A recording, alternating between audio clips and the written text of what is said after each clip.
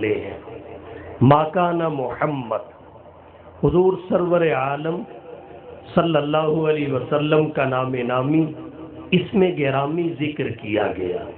آپ کا نام ختم نبوت کا اظہار کرتا ہے، وہ ایسے کہ محمد اسم مفعول کا صیغہ ہے، تحمید مصدر سے، اس کا مادہ حمد ہے، اور اس مادہ کی خاصیت یہ ہے، یہ جہاں آ جاتا ہے وہاں اختتام، تکمیل اور کاملیت کا معنی پیدا ہو جاتا ہے۔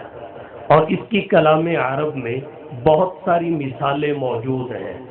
جب بندہ کھانا کھا لے، کھانا اختتام کو پہنچ جائے، اس وقت جو دعا پڑھی جاتی ہے اس میں مادہ حمد ہے۔ الحمدللہ الذی اطعمنا وسقانا وجعلنا من المسلمین، اس میں بھی مادہ حمد ہے۔ تو محمد کا مادہ حمد ہے۔ اس کی خاصیت یہ ہے، اس میں اختتام کا معنی ہے، تکمیل کا معنی ہے، انتہا کا معنی ہے۔ یہی وجہ ہے اللہ نے انبیاء کرام علیہم السلام کے اسماء میں، ان کے ناموں میں اس مادہ کو جمع نہیں ہونے دیا۔ یہ تینوں حروف بانٹ کر انبیاء کے ناموں میں رکھے گئے۔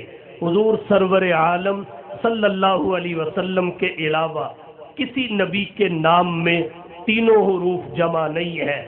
آدم میں محمد کی دال اور میم ہے، سلیمان میں محمد کی میم ہے، موسیٰ میں محمد کی میم ہے، صالح میں محمد کی ہاء ہے، نوح میں محمد کی ہاء ہے، اسحاق میں محمد کی ہاء ہے، دانیال میں محمد کی دال ہے، داود میں محمد کی دال ہے، ادریس میں محمد کی دال ہے، ہود میں محمد کی دال ہے۔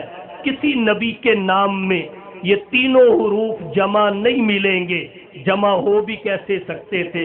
نبوت چل رہی تھی، یہ تینوں جمع ہو جائیں، انتہا کا مفہوم پیدا ہو جاتا ہے۔